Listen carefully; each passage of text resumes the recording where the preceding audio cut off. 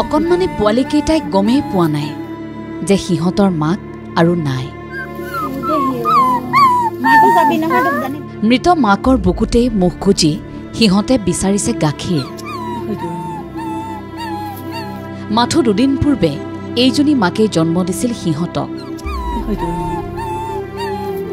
এতিয়াও ভালকৈ চকুৱে ফুটা নাই, কিন্তু সিহঁতক মমতাৰ উমেৰে জীৱনৰ সোৱাদ দিবলৈ আজি মাকজনীৰে জীৱন নাই। কি এক দুৰ্বিষহ দৃশ্য। দুখৰ ভৰত উচুপিছে কাষতে ৰৈ থকা মহিলা কেইগৰাকীয়ে। কিন্তু কি হৈছে এই কণমানি কুকুৰ পোৱালিকেইটাৰ লগত? কি হেৰুৱাইছে সিহঁতে? তাৰ কোনো উমানেই পোৱা নাই সিহঁতে। জীৱন কি তাকে বুজি নোপোৱা এই পোৱালিকেইটাই মৃত্যুৰ কথানো বুজিব কিদৰে?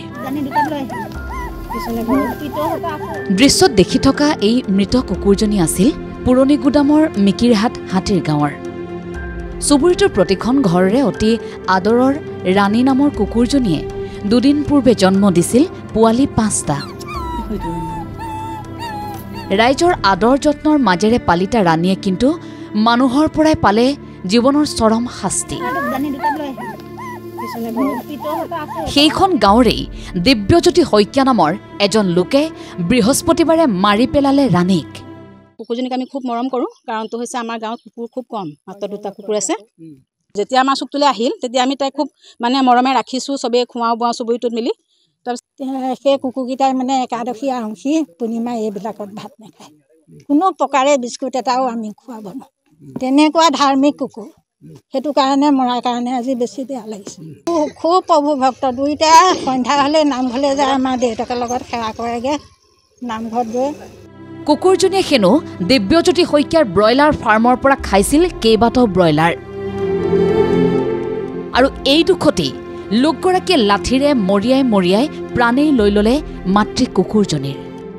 তেওঁ হেনো 69টা কেইটা তেওঁ হেনো ব্ৰইলাৰ অনিষ্ট কৰিলে, মাৰি পেলালে। সেইকাৰণে সিহঁতৰ মাকে পিতেকে ধৰি গোটেইকেইটা মিলি কুকুৰজনী মাৰি পেলালে। তেওঁ মৰিয়াই থকা অৱস্থাত মই স্পষ্টকৈ কলপাত ৰৈ শুনিছোঁ। শুনাৰ পিছত গম পাইছোঁ যে এই মাইকী কুকুৰজনী মৰি আছে। এই যদি কুকুৰজনীয়ে তেওঁলোকৰ ব্ৰইলাৰ খাবলৈ আহিছে তেতিয়াহ'লে তেওঁলোকে বাটটো বন্ধ কৰি ৰখাটো নহয়। কুকুৰজনী মাৰি পেলোৱাটো বেয়া কাম কৰিছে, আৰু এই ক্ষেত্ৰত কিন্তু আমি বেয়া পাইছোঁ। এতিয়া সেই পোৱালিকেইটাৰ দায়িত্ব কোনে ল'ব? আৰু তাৰ পাছৰ পৰিস্থিতি এয়া। কণমানি পোৱালিকেইটাই গাখীৰ বিচাৰি ব্যাকুল হৈ মুখ গুজিছে মৃত মাতৃৰ বুকুতেই। সিহঁতে নাজানে বুকুৰ গাখীৰেৰে সিহঁতক জীয়াই ৰাখিবলৈ সিহঁতৰ মাক নিজেই এতিয়া জীয়াই থকা নাই। মৰমৰ ৰাণীৰ এই মৃত্যুত পোৱালিকেইটাৰ দুৰ্দশা দেখি উচুপি উঠিল চুবুৰীৰ লোক।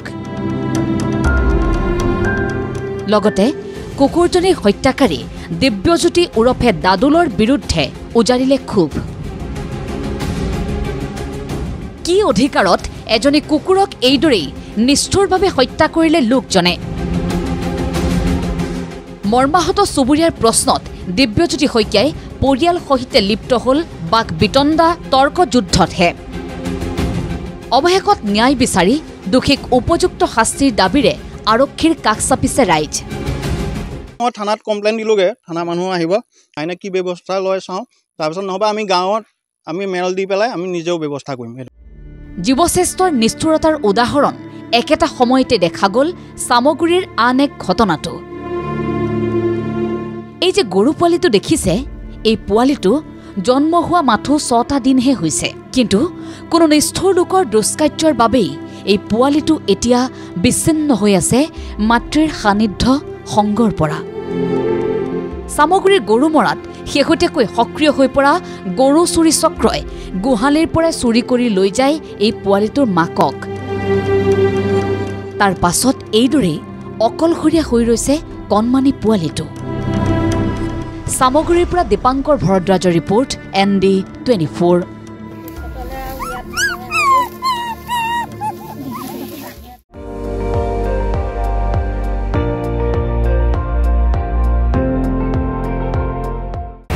আপুনি চাই আছে ND24, সৰ্বশ্ৰেষ্ঠ নহয় সৰ্বোত্তমৰ দৌৰ।